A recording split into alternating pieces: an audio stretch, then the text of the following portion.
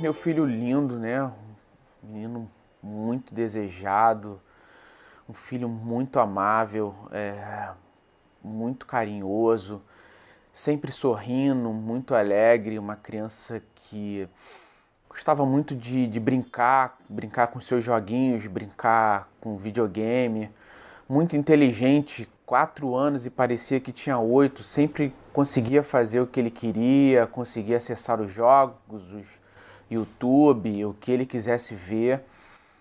Sempre muito carinhoso com quem estava ao redor, um pouco introvertido com outras crianças, mas muito carinhoso com seus familiares e amável, sempre muito família.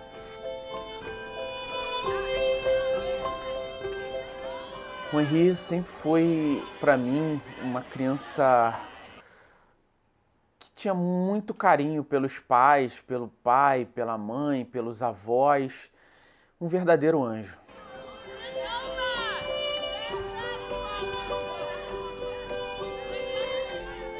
O meu filho, no primeiro momento que a Monique foi morar, né, no Majestic, lá com o Jairo, naquela primeira vez que eu fui buscá-lo, ele falou de que o tio tinha machucado ele, e eu perguntei para a mãe, e perguntei primeiro para a mãe por telefone, ela falou que aquilo não existia, que foi invenção da cabeça do Henrique, era sonho, e eu fui lá e falei que eu queria falar com esse tio. E os dois desceram e eu falei, e falaram que não há nada que tinha acontecido, que era invenção do Henrique, que ele não ficava sozinho. E eu falei para os dois que não deixassem meu filho sozinho, estava contratando o babá justamente para isso. E ali eu achei muito estranha aquela reação, mas tinha uma mãe ali por trás falando que nada tinha acontecido. A partir dali meu filho não queria mais, não estava mais querendo voltar para a casa da mãe. Inclusive procurar um psicólogo por causa disso, a mãe falando que nada estava acontecendo, nada tinha acontecido. E eu tentando ver se meu filho tinha alguma marca, alguma coisa, para que se eu pudesse levá-lo lá para fazer um corpo de delito, alguma coisa para a polícia. Meu filho era muito branquinho, então se qualquer marca que tivesse iria aparecer, é isso que eu pensava. Entretanto, eu tinha medo, né, como pai, de que se eu levasse e nada tivesse relatado, nada fosse relatado lá pela polícia, a Monique tiraria meu filho de mim, porque ela já vinha alegando que eu fazia alienação parental, falando que as reações dele só ocorria no final de semana depois que estava comigo, como se eu tivesse induzindo meu filho a falar aquilo.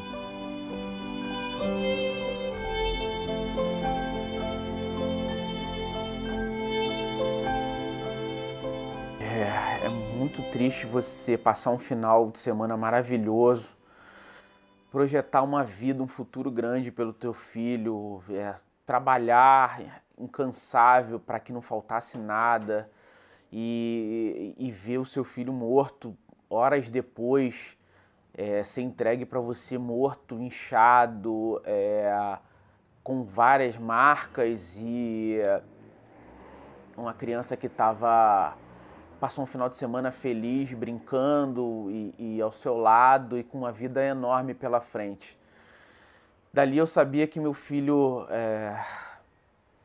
tinha sido ocorrido alguma coisa muito agressiva com meu filho e não deixaria, né, que aquilo ficasse impune. E aí eu busquei imprensa, busquei auxílio jurídico para que alguma coisa fosse feita, porque nenhum pai merece perder um filho.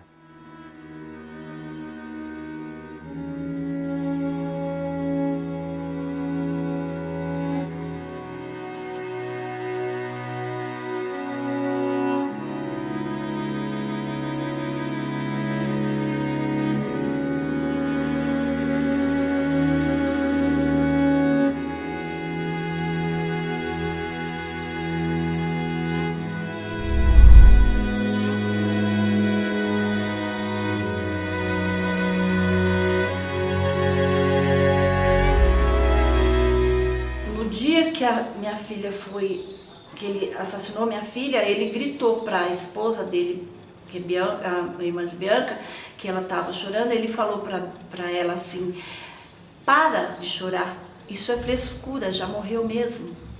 Isso ele falou para minha filha.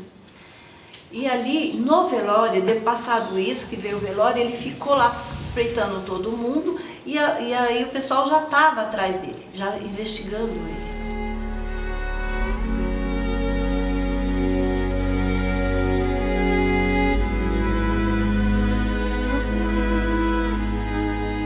Em 12 de dezembro, ele foi, prenderam ele, pegaram ele, prenderam, e ele passou anos lá, um ano e meio, 2 anos, foi aonde teve o julgamento, né? Para mim, ver a cara dele assim foi terrível. Eu não queria ver. No primeiro julgamento foi muito difícil. A partir do momento que você vai para um julgamento, quando você vai para um julgamento é a mesma coisa que você está indo no velório do seu filho de novo. Você levanta da cama com a sensação que você está indo para um velório. E no velório do seu filho. Aquilo foi dor, foi 3 ou 4 dias de dor, levantando, indo para o velório, aquele julgamento pesado, chorando, sofrendo, para no último dia, mas no momento aquela empolgação que nós tivemos, nós somos até humilhados. Eu fui humilhada, porque eu estava sentada na primeira cadeira, a juíza chegou até mim e falou: Dona Marta, a senhora não pode chorar. Ou a senhora senta lá no fundo, ou a senhora fica sentadinha lá fora, porque senão a senhora vai influenciar os jurados. Até isso eu levei.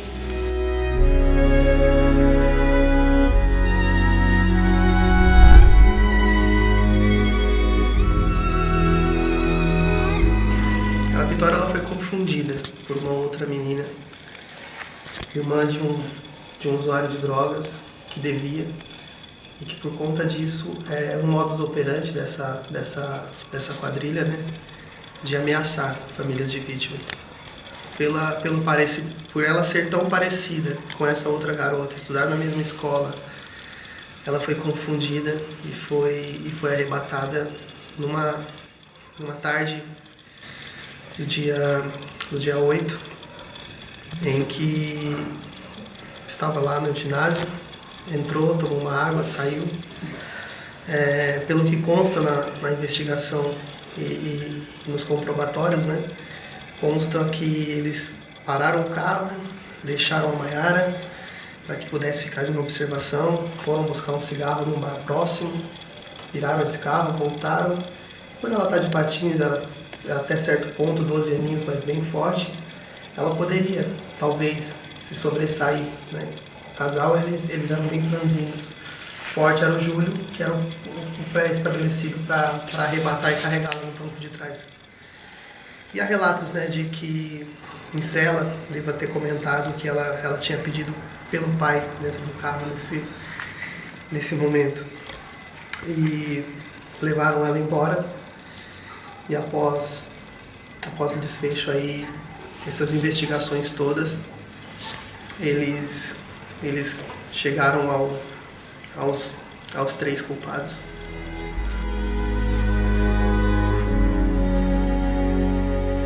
O mais difícil de se aguentar era a ausência de respostas, vamos dizer assim.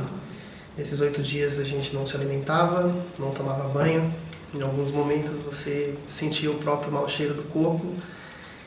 Mediante as buscas que você fazia, você esquecia da própria higiene, vamos dizer assim. E foi bem marcante pelo fato de que nesse período, eu acho que eu perdi 10 quilos em 8 dias. E eu tenho certeza que não só eu, mas como toda a família, todo mundo sofreu, marcou bastante o joelho da minha mãe, que ficou na carne viva, assim, vermelha de tanto que ela se ajoelhava para chorar.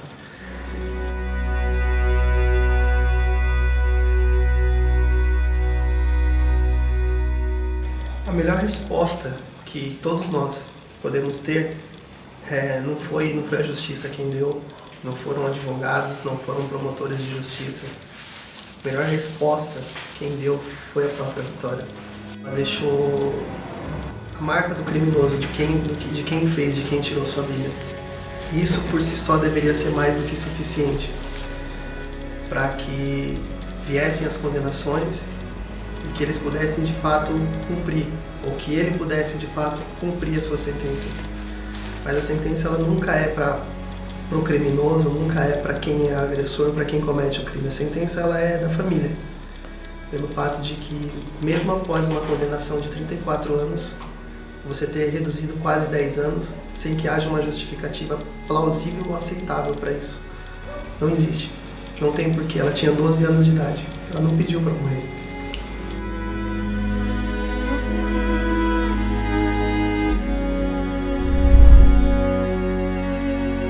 Minha família era uma família estabilizada, pensa numa família tranquila, que nunca aconteceu nada fora de normal, sabe?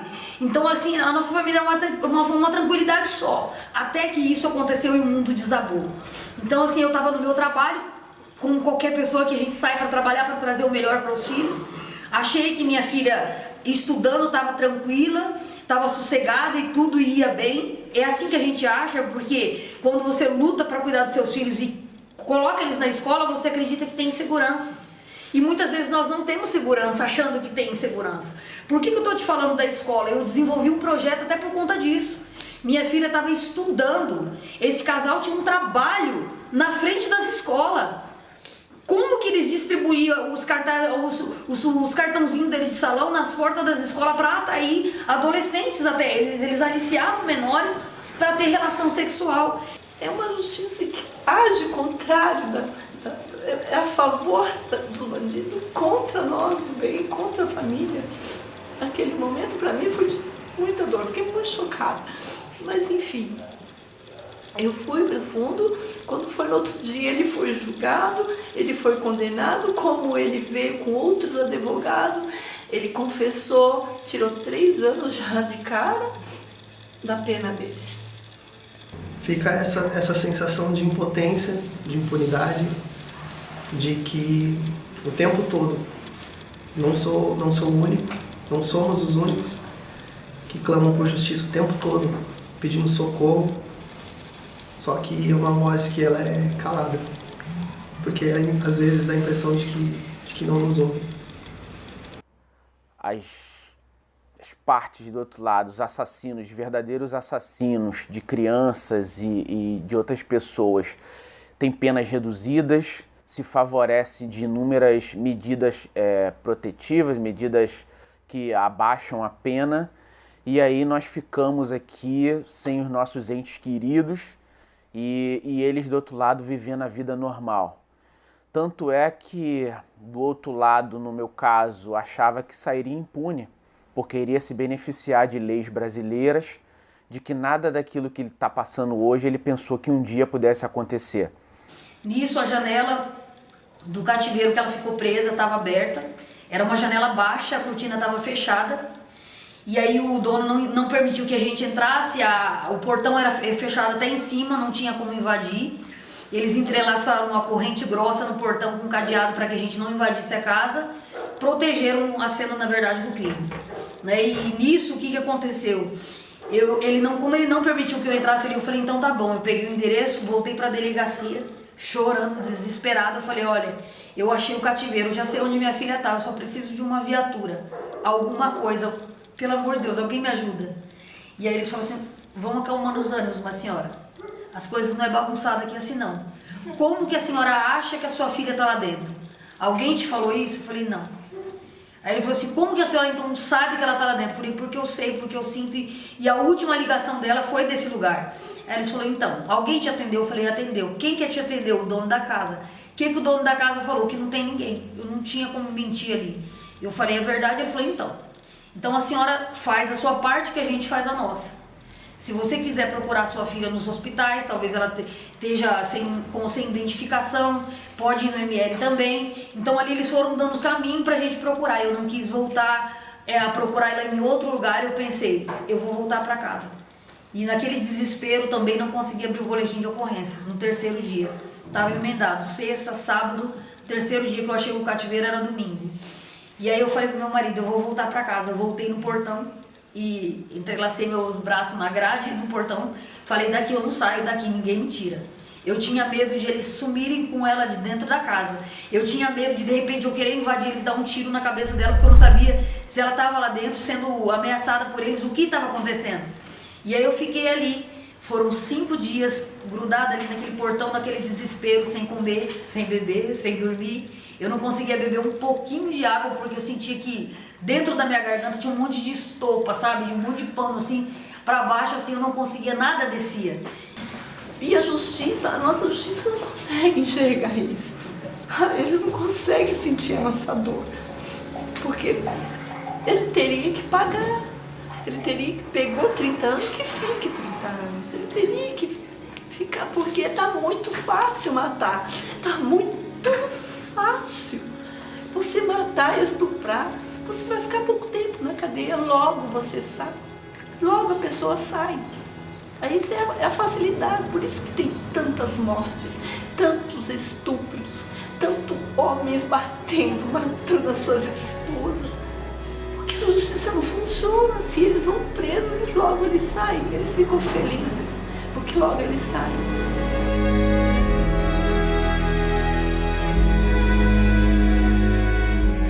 Enfim, ao final desses 8 dias, com a resposta, né, de ter encontrado, a gente imaginava que já não existisse mais um buraco para nós, mas foi só o decreto, vamos dizer assim, da nossa sentença dali para frente. Olha o sonho da minha filha. Eu vejo hoje lá elas fazendo a ginástica olímpica. Era o sonho da minha filha, ela deixou registrado isso. Ela escreveu que ela queria estar. Só que olha onde minha filha está hoje. Quantas mães e quantos pais vão sepultar os seus filhos e a gente não vai ver um respaldo, uma assistência? A gente não tem respaldo de nada. A gente não tem ajuda, a gente não tem apoio, a gente não tem voz. Então quando a gente recebe uma oportunidade de fazer uma gravação, falar alguma coisa, a gente fala, poxa, eu vou lá. Não que eu quero ficar maçando a história, mas é o que eu quero ver se alguma coisa surge resultado, sabe? Se outras mães não vêm chorar como eu, como eles. Essas famílias que nós vamos se juntando, com tudo que a gente tem passado, elas não param de crescer. Porque todo dia um novo caso, todo dia uma nova tragédia, todo dia uma nova dor. E a sensação que nós temos é de impunidade, é de fracasso.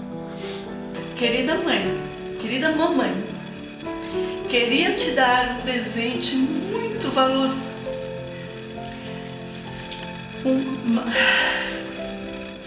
Um que você nunca esquecesse. Ia esquecer. Então dedico esta mensagem para você. Riqueza maior que tu não há, mamãe. Amo você.